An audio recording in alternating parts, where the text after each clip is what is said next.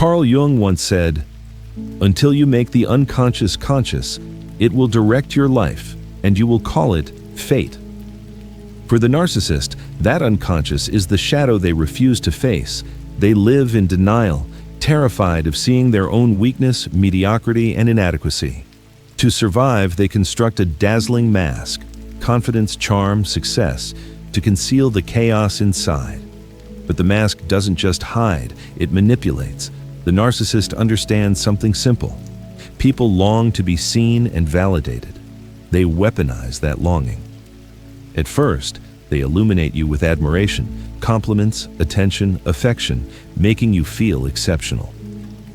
Jung called this the stage of projection. They cast upon you all the ideals they crave but cannot embody. You become a golden mirror reflecting the image they wish to believe about themselves. Once your attachment is secure, the manipulation begins. The warmth turns cold. The praise becomes criticism. They pull back affection and replace it with doubt.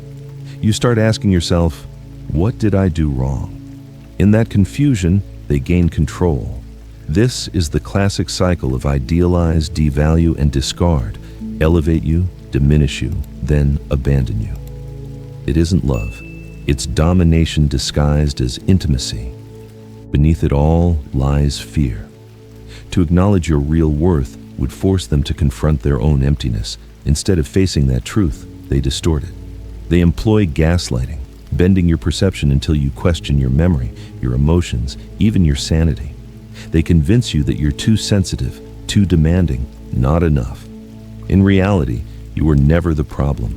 You were simply the screen onto which they projected their insecurity. The narcissist doesn't love you. They need you to maintain their illusion of superiority. And the cruel irony is this. When you loved them sincerely, you touched the very wound they've spent a lifetime hiding. They couldn't stand that light, so they destroyed it. When you finally walk away, their illusion collapses. Without you, their mirror, the stage goes dark. And for the first time, they are forced to face what has always been waiting in that darkness, their true, hollow reflection. When you walked away, the narcissist's world began to crack, though they didn't see it at first. They told themselves, "It's fine. I'll find someone else." To them, people are replaceable pieces, mirrors for their ego, not souls to be cherished.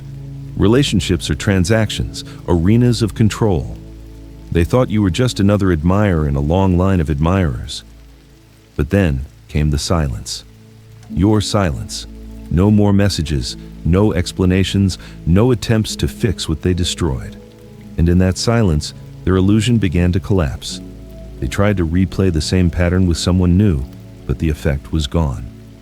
No one else could love them with the same sincerity you did. No one had your patience, your depth, your emotional endurance. And little by little, they began to realize that what they thought could be replaced was, in truth, one of a kind. Jung wrote, "There is no coming to consciousness without pain." For them, the pain begins when you disappear. They don't remember you with gratitude, they remember you with fear. Because for the first time, they've lost control. There's no one left to reflect their ideal image back at them, no one to blame, manipulate, or orbit around their self-importance. The world no longer revolves around them, and in that stillness, they meet the thing they've run from all along: emptiness. Meanwhile, your own awakening begins, in quiet. At first, your mind still echoes with confusion and grief. But slowly, another voice begins to rise, the one that was always yours. Faint, trembling, but real. You realize you don't need permission to be worthy. You don't need validation to exist. What you lost wasn't love, it was the illusion of love. You start rebuilding, you sleep deeper, you breathe easier, you feel peace, a peace that never existed when you were with them. You learn that solitude is not punishment, but restoration. You reconnect with friends, you return to the books and music you once loved, and you notice your heart opening, not for them, but for yourself. This rebirth is quiet, dignified. It's not revenge. It's not about proving anything. It's the resurrection of a soul that had been smothered by manipulation. Jung called this individuation, the process of becoming who you truly are once all false identities fall away. When you stop begging to be seen, you begin to truly see yourself. And that is freedom. While you evolve, the narcissist repeats the same cycle with different faces. They look for you in everyone else, but all they find is a reflection of their own emptiness, because they were never searching for a person, they were searching for power. And now, without you, that illusion starves. They are left to face the truth. The only person who ever stayed without conditions, they destroyed. But you're no longer that version of yourself who tolerated their chaos. You no longer wait for apologies. You no longer crave their recognition. You've already recognized your own worth through the act of walking away. Remember this: the greatest revenge isn't making them regret losing you. It's reaching a peace so profound that they no longer have the power to disturb it. That peace is proof of your freedom. If this message resonates with you, share this video so others may find clarity in their own confusion. And if you're ready to keep exploring the hidden patterns of the human mind, the light and shadow within us all, subscribe to the channel. Together, we'll keep walking the path Jung called the journey back to the self. There comes a stage every narcissist must face, though they'll never admit it: the void that follows losing the person who once centered their world. At first, they feel a false sense of relief. They convince themselves it was your fault, that you were weak, too sensitive, too difficult. They perform indifference. They pretend to be happy, post smiles, surround themselves with noise. But behind that facade lies a truth they can't escape. They are empty. The emptiness doesn't arrive all at once. It seeps in quietly, like hunger that never goes away. Every new connection feels hollow. No one mirrors back the grandeur they once saw reflected in your eyes. No one has the patience to endure their emotional storms. No one gives them the illusion of being forgiven or special the way you once did. And gradually, they begin to realize, though they'll fight the thought, that what they lost wasn't just attention. It was something rare, genuine connection. Something that can't be replaced through control, only earned through sincerity, a skill they never learned. In your silence, their panic begins. They were used to your explanations, your attempts to clarify, your pleas for understanding. Now, nothing. The stillness unsettles them, because your silence is the purest mirror, one that reflects the truth they've long denied. They aren't as important as they believed. When you say nothing, you strip them of power. Their thoughts spiral into questions without answers. Are they still thinking of me? Why haven't they reached out? Have they found someone better? These questions aren't born of love, but of obsession with being remembered. For the narcissist, being forgotten is worse than being hated, because hatred still means relevance, while being forgotten means erasure. And erasure is their deepest fear. Through your silence, you accomplish what words never could. You make them confront the echo inside. With no one left to blame, they start to hear the reverberations of their own actions, the lies, the manipulation, the broken promises they once justified. For the first time, they taste real consequence, not the loss of a person, but the loss of the reflection that made them feel significant. It's bitter. But somewhere within that darkness, a small awareness flickers. They begin to sense, however faintly, that love cannot coexist with control, that your admiration wasn't proof of their greatness, but evidence of your capacity to see beauty where they could not. And now, without that gaze, they face only their distorted self, staring back from an empty room. They will never say this aloud. They will keep pretending they've moved on. But late at night, they still scroll through old messages, revisit memories, and search for traces of you. Not because they want reconciliation, but because they can't bear the silence. They fear you've truly let go, that the story has ended, without them in the final chapter. While they are trapped in the echo chamber of their ego, you've found something they never will: peace. You don't need to prove anything, retaliate, or make them see your worth. Your silence already says it all. It forces them to face their own emptiness and allows you to hear the clearest sound of all, the voice of the person they tried so hard to make you forget. Your own. Carl Jung once said, "One does not become enlightened by imagining figures of light, but by making the darkness conscious." And that is exactly what happened to you after leaving the narcissist. You didn't just walk away from a relationship. You walked out of an illusion, out of the shadow that someone else's ego had cast over your soul. During your time with them, you lived in a blur of love and fear. You thought endurance was strength, but in truth, you were trying to save a fantasy. Jung warned, "What you resist persists." You resisted the loneliness, you ignored your intuition, you silenced your discomfort, and in doing so, you surrendered to the performance of someone incapable of genuine love. When it all collapsed, you fell into darkness, and that's where awakening began. In that stillness of loss, your soul started to see what it once feared to face. You were never weak for loving. You were simply loving someone unable to meet you there. Pain wasn't a punishment, it was initiation, the threshold of what Jung called individuation, the process of returning to your authentic self, no longer defined by another's projections.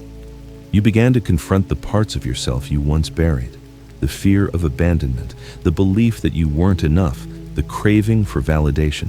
Instead of fleeing, you faced them. You saw why you overgave, why you stayed long after the love had expired. And once awareness shone its light, those shadows lost their control. Gradually, you learned to live in truth again.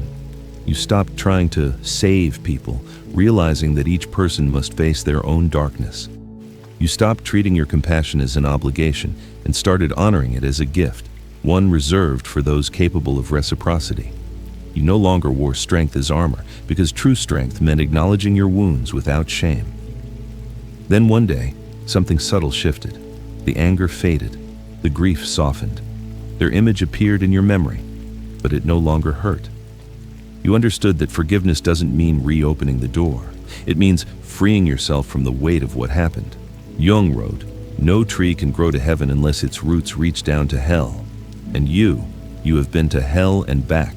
Your roots are deep now. You will not be easily shaken again. Awakening didn't turn you into someone new. It returned you to who you've always been. A self that is whole, a self that knows love without losing itself. You have seen both your light and your darkness, and made peace with both. That is wholeness. That is freedom. Now, you no longer need the narcissist to recognize your worth. You've already seen it, in every healed wound, in every quiet breath, in every moment of peace that no one can take from you. You no longer seek love to be saved. You seek it to share. You no longer need to prove your worthiness, because you know you always were. And as you stand now, rooted, conscious, and calm, a single question begins to echo. A question that shifts the entire story. What really happens when the narcissist finally sees the truth? Stay, because your silence is about to become the loudest sound in their world. Eventually, that moment arrives, the moment the narcissist can no longer run from themselves. It doesn't come right after you leave.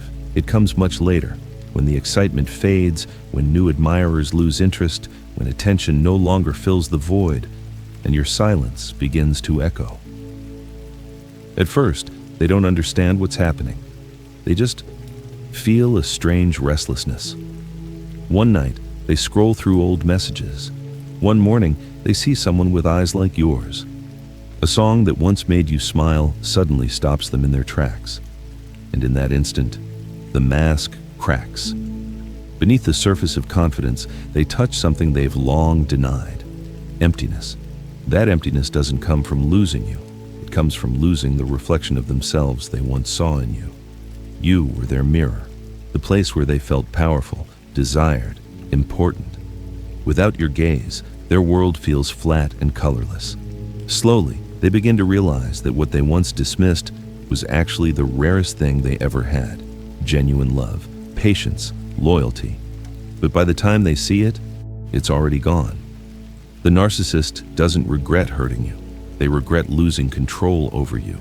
They try to reappear, sending vague messages, soft apologies, or pretending they've changed. But you've changed too. You no longer respond. You no longer need closure or recognition. And that silence terrifies them, because in it lies the truth they've avoided all along. Jung once said, "Who looks outside, dreams. Who looks inside, awakes." You've awakened. They're still dreaming. Your silence becomes the mirror they can't shatter. In it, they see the reflection of everything they refuse to face, their fear of vulnerability, their inability to love, their desperate need for validation. Without your empathy to absorb their chaos, they must finally confront their own. They tell themselves stories. You've changed. You're cold. You never really cared. But deep down, they know. You didn't change, you grew. You didn't become cold, you became clear. You didn't stop caring. You stopped sacrificing yourself for someone who mistook your kindness for weakness, and that is the loss that haunts them, not your presence, but your evolution. Meanwhile, your world has expanded. You live lighter, freer, anchored in peace rather than chaos. You no longer seek love to be rescued, but to connect. You no longer need validation because you found your own worth in the quiet company of self-respect. You no longer fear solitude.